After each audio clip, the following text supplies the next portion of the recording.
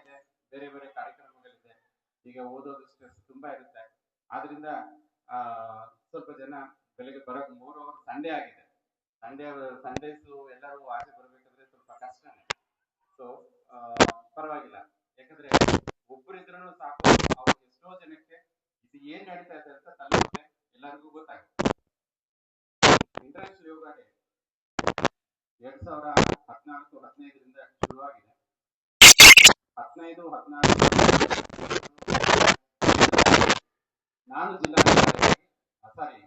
District AYUSH officer ಆಗಿ ಜಿಲ್ಲಾಧಿಕಾರಿ ಅವರ ಆಡಳಿತ ನಾವು ಕಾರ್ಯಕ್ರಮ ಮಾಡಿದ್ವಿ. ಒಂದು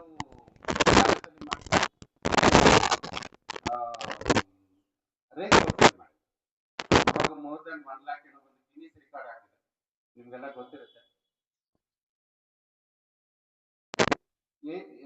ಜೂನ್ 21ನೇ ತಾರೀಕು ಏನಕ್ಕೆ IDY ಇಂಟರ್ನ್ಯಾಷನಲ್ ಯೋಗ ಡೇ ಮಾಡಬೇಕು ಅಂತ ನಿರ್ಣಯ ಆಗಿದೆ ಅಂತ ಯಾರಿಗಾದ್ರೂ ಗೊತ್ತಿದೆ? ಏನಕ್ಕೆ ಆಗಿದೆ? ಜೂನ್ 21ಗೆ ಇಂಟರ್ನ್ಯಾಷನಲ್ ಯೋಗ ಡೇ ಮಾಡಬೇಕು ಅಂತ ಏನಕ್ಕೆ ನಿಶ್ಚಯ ಮಾಡಿದ್ದಾರೆ? Yes, very good.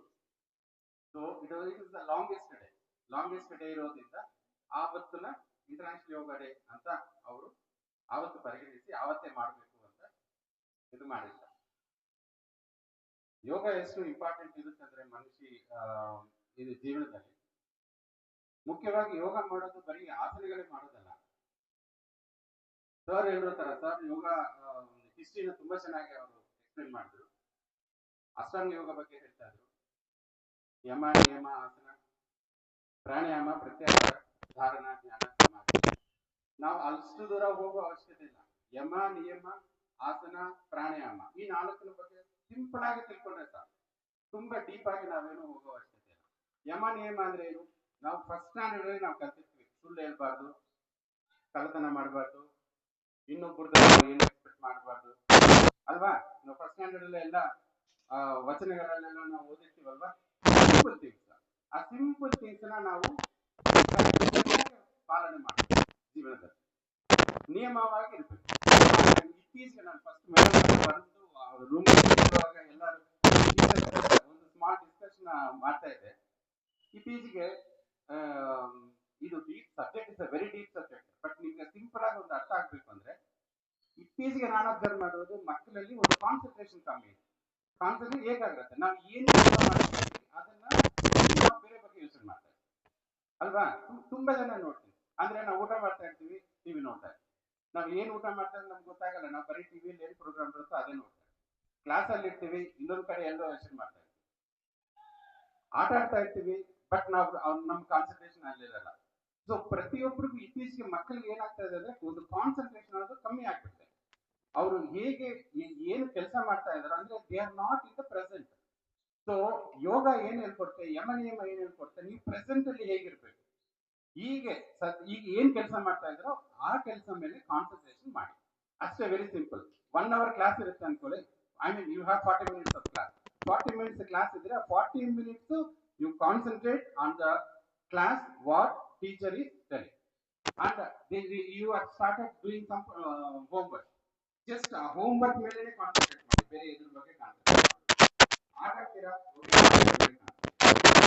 ಟಿವಿ ನೋಡ್ತೀರಾ, ರೋಡ್ ಮೇಲೆ ಕಾನ್ಸಂಟ್ರೇಟ್ ಮಾಡಿ. ಇದೇ ತರ ನಾವು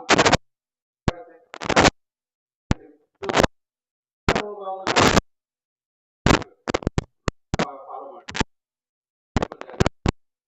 but we have to follow. ನಾವು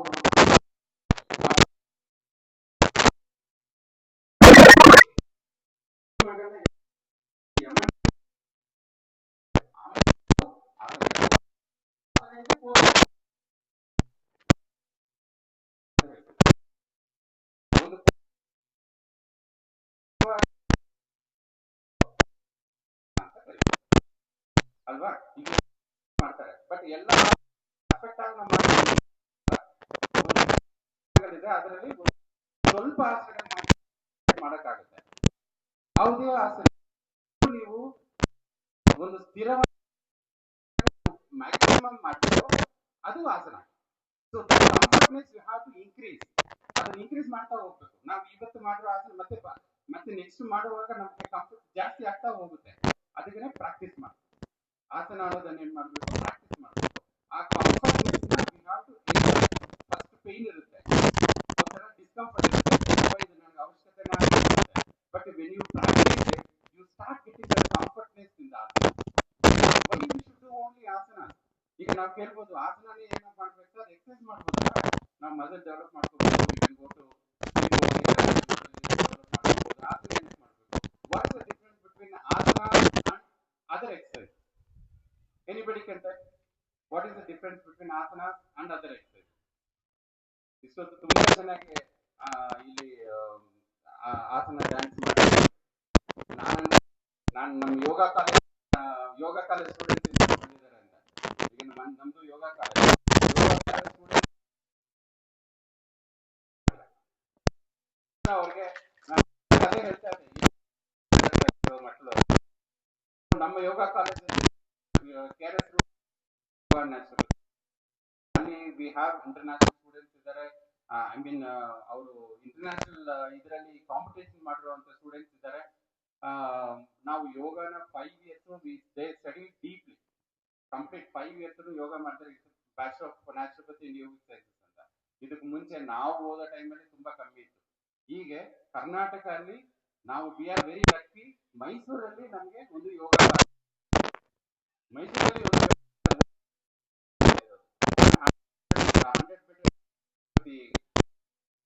ಇರೋದು, ಕರ್ನಾಟಕದಲ್ಲಿ ಗೌರ್ಮೆಂಟ್ ಅಲ್ಲಿ ಇದೊಂದೇ. ಸೊ ಇಲ್ಲಿ ನಮ್ಮ ಅದಕ್ಕೆ ನಾವು we are very proud of it. So ನಾವು ಯೋಗ ಒಂದು ಹಬ್ಬಲ್ಲಿ ಇದ್ದೀವಿ, ಒಂದು ಒಳ್ಳೆ ಸೆಂಟ್ರಲ್ ಇದ್ದೀವಿ. ಗೌರ್ಮೆಂಟ್ ಇಂದನೂ ಸಹ ನಮಗೆ ಅದೊಂದು ಈ ತರ ಕಾಲೇಜಲ್ಲಾಗಿ ಮೈಸೂರಿಂದ ಮುಂಚೆ ಹೊರಗಡೆಯಿಂದನೇ ಬರ್ತಾ ಇದ್ರು. ಬಟ್ ಈಗ ಆಗಲ್ಲ. ಈಗ ಎಲ್ಲರೂ ಯಾವಾಗ ಇಂಟರ್ನ್ಯಾಷನಲ್ ಯೋಗ ಡೇ ಸ್ಟಾರ್ಟ್ ಆಗಿ ಪ್ರತಿಯೊಬ್ಬರು ಯೋಗ ಏನು ಅಂತ ಅರಿವು ಬಂದಿತ್ತು, ಎಲ್ಲರೂ ಯೋಗ ಈಗ ಅದು ನಾವು ಯೋಗ ಮಾಡಬೇಕು, ನಾವು ಈಗ ಇರಬೇಕು ಅನ್ನೋದು ಬಂದಿದೆ. ಬಟ್ ಇನ್ನೂ ಬರಬೇಕು.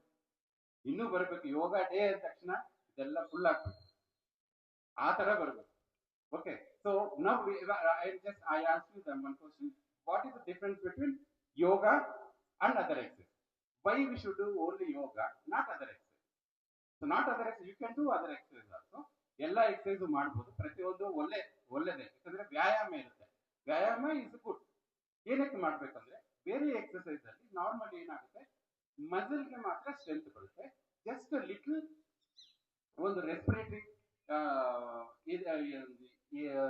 ಇನ್ಕ್ರೀಸ್ ಮಾಡ್ತಾರೆ, ರೆಸ್ಪಿರೇಟರಿ ಫಂಕ್ಷನ್ಸ್ ಇನ್ಕ್ರೀಸ್ ಮಾಡ್ತಾರೆ, ಮಸಲ್ಸ್ ನ ಸ್ಟಿಮ್ಯುಲೇಟ್ ಮಾಡ್ತಾರೆ. ಬಟ್ ಬೇರೆ ಯೋಗ ಏನ್ ಮಾಡುತ್ತೆ, it works on vital organs. This is the main difference what we should understand. It works on vital. What are the vital organs in the body? Heart, lungs, kidneys, liver, alva, eliminatory organs and brain. These are all the vital organs. ಈ vital organs ಗೆ ನಾವು ಯಾವಾಗ ಯೋಗ ಮಾಡ್ತೀವೋ ಪ್ರತಿ ಒಂದು ಆಸನಗಳಲ್ಲೂ ಒಂದೊಂದು ಆರ್ಗಾನ್ಗೆ ಬ್ಲಡ್ ಸಪ್ಲೈ ಚೆನ್ನಾಗುತ್ತೆ. That is for vital organs. And eliminative organs. Eliminative organs ಅಂದ್ರೆ ಕಿಡ್ನಿ, ಇಂಟೆಸ್ಟೈನ್ಸ್ ಅಂತ. ದೀಸ್ ಎಲಿಮಿನೇಟಿವ್ ಆರ್ಗಾನ್ಸ್ ಸಹ ನಾವು ಒಂದೊಂದು ಆಸನಗಳಲ್ಲಿ ಅದು ಫಂಕ್ಷನ್ಸ್ ಚೆನ್ನಾಗುತ್ತೆ. ಸೊ ಯಾವಾಗ ವೈಟಲ್ ಆರ್ಗಾನ್ಸ್ ಹೆಲ್ತಿ ಇರುತ್ತೋ ನಾವು ಹೆಲ್ತಿ ಆಗಿರ್ತೀವಿ, ಇಷ್ಟೇ. ಸೊ ಯೋಗ ಅಲ್ಲಿ ಮೇನ್ ಇಂಪಾರ್ಟೆಂಟ್ ನಾವು ಅರ್ಥ ಮಾಡ್ಕೋಬೇಕಾಗಿರೋದು, we work on vital organs, we concentrate on vital organs. Next breathing. ಅದರಿಂದನೇ ಹೇಳಿದೀವಿ pranayama. When you do pranayama we have that we increase the concentration. ನನಗೆ ಹೇಳಿದ್ನಲ್ವಾ, ನಾವು ಏನೇ ಕೆಲಸ ಮಾಡುವಾಗಲೂ ನಾವು ಅದನ್ನೇ ಕಾನ್ಸಂಟ್ರೇಟ್ ಮಾಡಬೇಕು. ಅದನ್ನ ಹೇಗೆ ಕಾನ್ಸಂಟ್ರೇಷನ್ ಬರಬೇಕು ಅಂದ್ರೆ ನಾವು ಪ್ರಾಣಾಯಾಮ ಮಾಡಬೇಕು. ಪ್ರಾಣಾಯಾಮ, ಧ್ಯಾನ, ಧಾರಣ, ಪ್ರತ್ಯಾಹಾರ, ಸಮಾಧಿ ಅದೆಲ್ಲ ಲಾಸ್ಟ್. ಅದು ನಮ್ಗೆ ಈಗಲೇ ಅವಶ್ಯಕತೆ ಇಲ್ಲ. ಅದು ಆಮೇಲೆ ಒಂದು 50-60 years ಆದ್ಮೇಲೆ ನೀವು ಕರೆಕ್ಟ್ ಆಗಿ ಆಸನಕ್ಕೆ ಹೋಗಿ, ಪ್ರಾಣಾಯಾಮ ಹೋಗಿ, ಪ್ರತ್ಯಾಹಾರನ ಅರ್ಥ ಮಾಡ್ಕೊಂಡ ಮೇಲೆ ನಾವು then we can go for. ಸಮಾಧಿ ಅಂದ್ರೆ ಸಮಾಧಿ ಅಲ್ಲ, ಅದು ಡಿಫರೆನ್ಸ್ ಅದು. ಅಂದ್ರೆ ನಾವು ಆ ಸ್ಟೇಜ್ಗೆ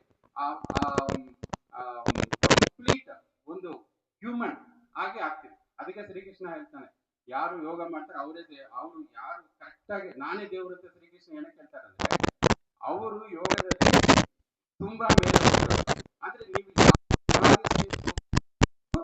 ದೇವರಾಗ್ತಾರೆ. ಜೀವಾತ್ಮ ಪರಮಾತ್ಮ ಒಂದೇ ಅಂತ ಹೇಳ್ತೀವಲ್ವಾ, ನಾವು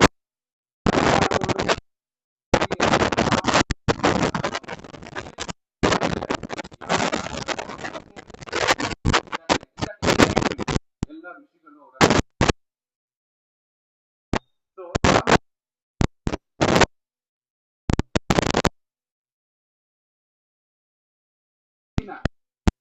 ವಾಚಿಂಗ್ ಮಿನಿಟ್ ಇರ್ಬೋದು ಅಥವಾ ಎಲ್ಲೇ ಹೋದ್ರು ಅಟ್ಲಿ ವಾರದಲ್ಲಿ ಒಂದು 4 to 5 days ಆದ್ರೂ ನಾವು ಯೋಗ ಪ್ರಾಕ್ಟೀಸ್ ಮಾಡ್ಬೇಕು.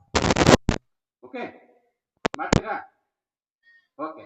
ಆಮೇಲೆ ಯಾರೇ ಆದ್ರೂ ಇಂಟ್ರೆಸ್ಟ್ ಇರೋ ಹುಡುಗರು ನಮ್ಮ ಯೋಗ ಕಾಲೇಜಿಗೆ ಅವ್ರ ಟ್ರೈನಿಂಗ್ ಸಪ್ರೇಟ್ ಆಗಿ ಟ್ರೈನಿಂಗ್ ಮಾಡ್ಕೊಳ್ಳೋಕೆ ನೀವು ಬರ್ಬೋದು. ನಾನು ಪ್ರಿನ್ಸಿಪಲ್ ಅವ್ರ ಹತ್ರನೂ ಮಾತಾಡ್ತೀನಿ. ನಿಮ್ಗೆ ಏನಾದ್ರು ಒಂದು ಸ್ಪೆಷಲ್ ಟ್ರೈನಿಂಗ್ ಏನಾದ್ರು ನಿಮ್ಗೆ ಇಂಟ್ರೆಸ್ಟ್ ಇದೆ, ಪ್ಲೀಸ್ ಕಾಂಟ್ಯಾಕ್ಟ್ ಸರ್ಗೆ. ಒಂದು ನಾನು ಅವ್ರಿಗೆ ಪ್ರಿನ್ಸಿಪಲ್ ಸರ್ ಹತ್ರ ಮಾತಾಡ್ತೀನಿ. ಏನಾದ್ರು ಒಂದು ಕಲ್ತ್ಕೊಳ್ಳೋದು ಅಲ್ಲಿ ಏನಿರಲ್ಲ, ಆರಾಮಾಗಿ ಸ್ಟೂಡೆಂಟ್ಸ್ ಇರ್ತಾರೆ, ಯೋಗ ಸ್ಟೂಡೆಂಟ್ಸ್ ಇರ್ತಾರೆ, ಡಾಕ್ಟರ್ಸ್ ಇರ್ತಾರೆ.